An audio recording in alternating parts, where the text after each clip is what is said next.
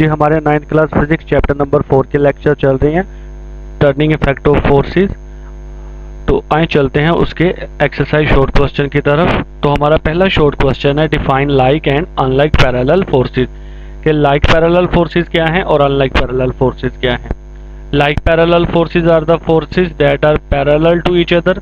Like parallel वो forces होती हैं जो एक दूसरे के पैरेलल होती हैं, आमने सामने होती हैं, and have the same direction, लेकिन उनकी डायरेक्शन भी एक जैसी होती है। जबकि अनलाइक पैरेलल फोर्सेस में क्या होता है, unlike parallel forces are the forces that are parallel to each other. Unlike parallel forces वो फोर्सेस होती हैं जो एक दूसरे के पैरेलल तो होती हैं but they have opposite direction, लेकिन उनकी सिमत एक दूसरे के उलट होती है। नेक्स्ट क्वेश्चन है जी, what are rectangular components of vector. Rectangular components का दूसरा नाम परपेंडिकुलर कंपोनेंट्स भी है। तो या रेक्टेंगुलर कंपोनेंट्स कह लें या परपेंडिकुलर कंपोनेंट्स कह लें, किसके, वेक्टर के, एंड देयर वैल्यूज, और उनकी वैल्यूज क्या है।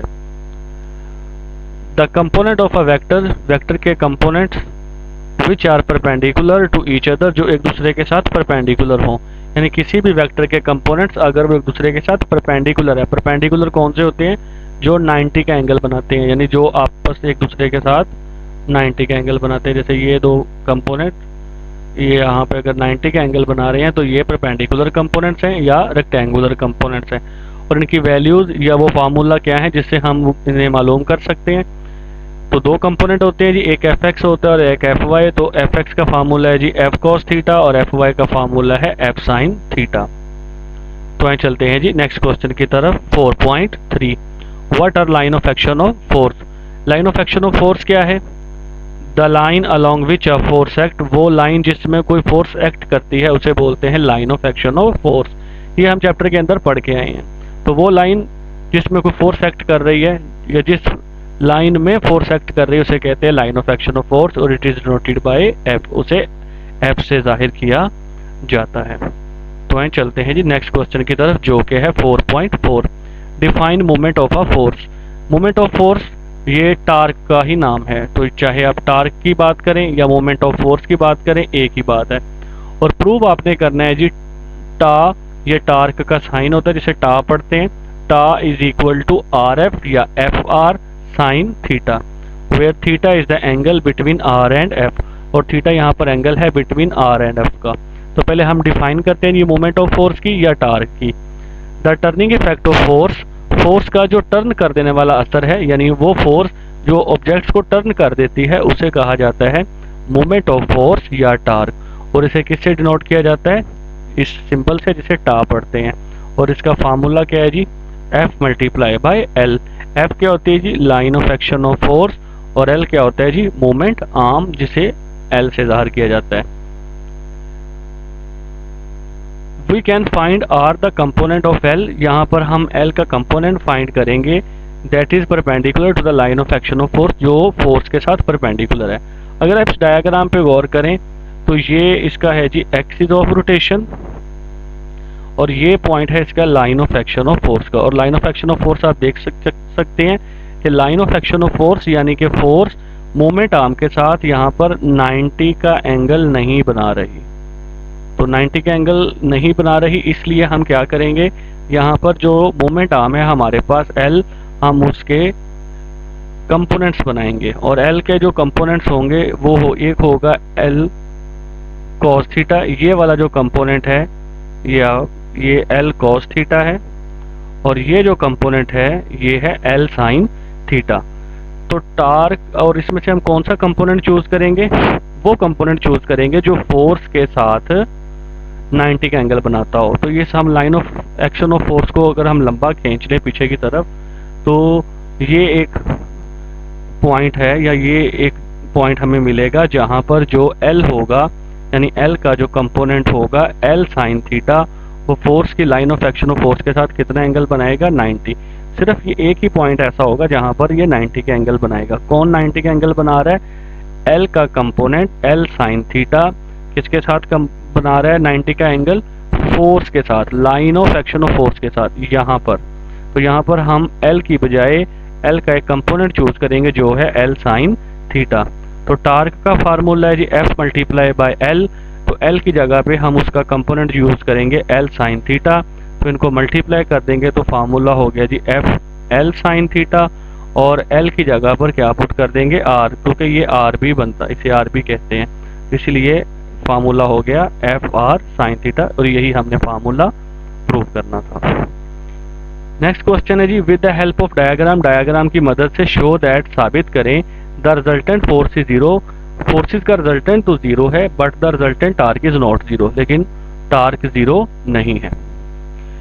If two equal but opposite forces are acting on a body, ये एक आपको बॉडी दिखाई गई है जहां पर दो इक्वल, एक F1 और एक F2, दोनों इक्वल बट ऑपोजिट डायरेक्शन है इनकी, are acting on a body, एक बॉडी के ऊपर एक्ट कर रही हैं, सच दैट, इस तरह, their line of action are not along the same line, इन दोनों लाइंस की जो फोर्स एक्ट करने की line of action of force है वो डिफरेंट है। आप देख सकते हैं एक फोर्स ऊपर line of action of force है और एक का नीचे line of action of force है, तो दोनों फोर्सेस का लाइन ऑफ एक्शन भी डिफरेंट है, यानी कि दोनों फोर्सेस पैरेलल तो हैं बट डायरेक्शन ऑपोजिट है, इस वजह से ये अनलाइक पैरेलल फोर्सेस हैं और इनका लाइन ऑफ एक्शन भी सेम नहीं है। तो जब ये line of action of force भी सेम ना हो और फोर्स अनलाइक पैरेलल हो तो वो क्या प्रोड्यूस करते हैं, then under the action of these forces, इन फोर्सेस के जेरे असर क्या प्रोड्यूस होगा, कपल प्रोड्यूस होगा। ये कपल की डेफिनेशन बन रही है कि two unlike parallel forces but not along the same line, जब दो अनलाइक पैरेलल फोर्सेस अमल करें और उनका line of action of force different हो तो वो कपल प्रोड्यूस करती हैं। विच रोटेट्स द बॉडी, जो बॉडी में रोटेशन पैदा करेगा, और किस डायरेक्शन में करेगा, क्लॉकवाइज डायरेक्शन में।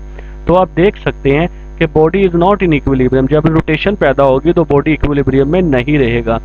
आल्दो अगरचे the resultant of all the forces zero, forces का रिजल्टेंट अब भी जीरो है लेकिन रिजल्टेंट टार्क जीरो नहीं है। क्यों रिजल्टेंट टार्क जीरो नहीं है, क्योंकि बॉडी रोटेट कर रहा है, तो रोटेट करने से क्या प्रोड्यूस होता है, टार्क। यहाँ पर टार्क प्रोड्यूस हो रहा है, तो टार्क के प्रोड्यूस होने से हम कहेंगे कि यहाँ पर टार्क जीरो नहीं है, लेकिन बॉडी ना लेफ्ट की तरफ ट्रेवल करेगा ना राइट की तरफ मूव करेगा, इसलिए हम कह सकते हैं कि फोर्सेस का रिजल्टेंट जीरो है लेकिन टार्क का रिजल्टेंट जीरो नहीं है।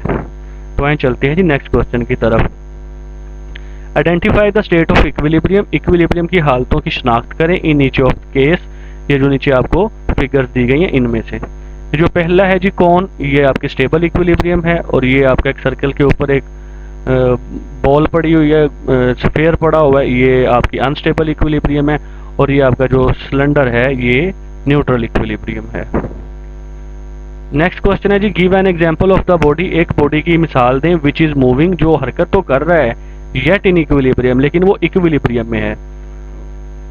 अ paratrooper coming down with terminal velocity, एक पैराट्रूपर जो जमीन की तरफ आ रहा हो किसी टर्मिनल वेलोसिटी से, टर्मिनल वेलोसिटी कौन सी होती है, यूनिफॉर्म वेलोसिटी, यानी एक पैराट्रूपर जो यूनिफॉर्म वेलोसिटी से जमीन की तरफ आ रहा हो तो वो किस हालत में होता है, इक्विलिब्रियम की हालत में होता है, क्योंकि वेलोसिटी सेम होती है, एक्सेलरेशन प्रोड्यूस नहीं हो रहा, तो एक्सेलरेशन अगर प्रोड्यूस नहीं हो रहा तो बॉडी किस हालत में होगा, बॉडी इक्विलिब्रियम की हालत में होगा। नेक्स्ट क्वेश्चन है जी 4.8 define centre of mass and centre of gravity of a body. Centre of mass of a system, किसी भी सिस्टम का centre of mass is such a point, एक ऐसा पॉइंट होता है वेयर एन अप्लाइड फोर्सेस, जहां पर जितनी भी फोर्सेस अप्लाई करें, काज द सिस्टम, वो सिस्टम को क्या करे, मूव करवाए, काज द सिस्टम मूव, यहाँ पे एक लफ्ज मिस हो गया वो मूव आएगा, काज अ सिस्टम मूव, वो सिस्टम को मूव करवाए यानी किसी डायरेक्शन में मूव करवाए विदाउट रोटेशन, उसको रोटेट किए बगैर, यानी कि बॉडी में रोटेशन पैदा नहीं होगी, सिर्फ आपकी अप्लाई करदा फोर्सेस से बॉडी क्या करेगा, मूव करेगा, आप जिस तरफ आप फोर्स लगाएंगे उसी डायरेक्शन में बॉडी मूव करेगा लेकिन रोटेशन पैदा नहीं होगी। Centre of gravity is the point, centre of gravity एक ऐसा पॉइंट होता है where the total weight of the body, जहां पर बॉडी का सारा जो वेट है यानी तमाम वजन जो है उस बॉडी का अपीयर्स वो ऐसे जाहिर हो रहा होता है कि टू बी एक्टिंग के वो अमल कर रहा है डाउनवर्ड, नीचे की तरफ, यानी कि सेंटर ऑफ ग्रेविटी वैसे तो बॉडी का पूरा वेट उसके पूरी बॉडी में डिस्ट्रीब्यूट होता है, लेकिन सेंटर ऑफ ग्रेविटी एक ऐसा पॉइंट होता है जहां पर हमें ये लग रहा होता है कि बॉडी का पूरा वेट नीचे की तरफ अमल कर रहा है, तो वहीं पर हम फोर्स लगा के उस बॉडी को नीचे गिरने से बचा सकते हैं। तो वो पॉइंट जहां पर हम फोर्स लगाएंगे उस बॉडी को गिरने से बचाने के लिए, जैसा कि फुटबॉल को हम अपनी फिंगर के ऊपर घुमाते हैं या किताब को अपनी फिंगर के ऊपर घुमाते हैं, तो वो जिस पॉइंट पर हम अपनी उंगली रखते हैं वो उस बॉडी का सेंटर ऑफ ग्रेविटी होता है। नेक्स्ट है जी what are two basic principle of stability physics, के वो दो बुनियादी असूल बताएं फिजिक्स के जो स्टेबिलिटी फराहम करते हैं, विच आर अप्लाइड जो अप्लाई किए जाते हैं इन डिज़ाइनिंग जब बनाया जा रहा हो टॉयज एंड रेसिंग कार्स को या खिलौनों को। यानी कि फिजिक्स के वो कौन से दो बुनियादी असूल हैं जो अप्लाई किए जाते हैं खिलौने बनाते वक्त और रेसिंग कारें बनाते वक्त। पहला रूल है जी lowering the centre of gravity, centre of gravity को नीचे रखा जाता है, यानी कि उसे ज़मीन के करीब रखा जाता है। यानी कि आपने गाड़ियाँ देखी होंगी रेसिंग कारें, तो वो बिल्कुल ऐसे ही लग रहा होता है जैसे वो ज़मीन के साथ लगी हों। क्यों? क्योंकि वहाँ ऐसा करने से उनकी स्टेबिलिटी उन्हें दी जाती है, वो गाड़ियाँ जल्दी उलटती नहीं हैं। तो वहाँ पर उनका सेंटर ऑफ ग्रेविटी ज़मीन के क्या हो जाएगा, करीब हो जाएगा। तो ज़मीन के सेंटर ऑफ ग्रेविटी करीब करने से आप उन्हें स्टेबिलिटी दे सकते हैं। और दूसरा है अ वाइडर बेस, आप उस बॉडी का उसकी चौड़ाई ज़्यादा करें जो कि सपोर्ट करेगा, और इससे भी इंक्रीज़ क्या हो जाएगी, स्टेबिलिटी। यानी कि बॉडी जितना ज़्यादा चौड़ा होगा उतना ही उसका सेंटर ऑफ ग्रेविटी उसकी बेस में रहेगा, तो बेस में रहने की वजह से भी स्टेबिलिटी मिलेगी। नेक्स्ट है जी 4.10 how can you prove that, अब ये किस तरह साबित कर सकते हैं कि centripetal force always act perpendicular to the velocity, कि सेंट्रीपिटल फोर्स जो है वो वेलोसिटी के हमेशा परपेंडिकुलर होती है। परपेंडिकुलर किसे कहते हैं जी, 90 के एंगल को। तो देख सकते हैं जी सेंट्रीपिटल फोर्स कौन सी फोर्स होती है जी, वो फोर्स होती है जो बॉडी को सर्कल में घुमाती है। तो ये एक सर्कल है जिसमें कोई बॉडी घूम रहा है। तो यहाँ पर आप देखें ये आपका टेंजेंट है, टेंजेंट उस लाइन को कहते हैं जो सर्कल के साथ एक पॉइंट से टच होती है, और आपकी ये फोर्स है जो कि सेंटर की तरफ सर्कल के अमल कर रही है, जो कि सेंट्रीपिटल फोर्स और यही जिस्म को दायरे में घुमाने के काबिल है।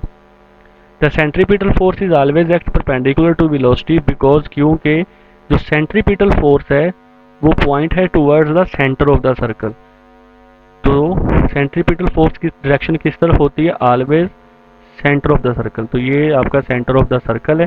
तो ये एरो आपको शो कर रहा है कि जो सेंट्रीपिटल फोर्स है वो किस तरफ है, towards the centre of the circle. जबकि जो वेलोसिटी है वो क्या होती है जी, वो सर्कल के साथ टेंजेंट बनाती है। तो ये है जी सर्कल के साथ टेंजेंट वाली लाइन। और आप देख सकते हैं कि जो सर्कल के साथ टेंजेंट है और जो सेंट्रीपिटल फोर्स है जो सेंटर की तरफ दायरे के एक्ट कर रही है, ये आपस में कितने का एंगल बना रहे हैं, 90 का। तो ये हमेशा 90 का ही एंगल बनाएंगे, कौन, सेंट्रीपिटल फोर्स और टेंजेंट ऑफ द वेलोसिटी। तो ये था जी हमारे एक्सरसाइज के शॉर्ट क्वेश्चन। अल्लाह हाफिज़।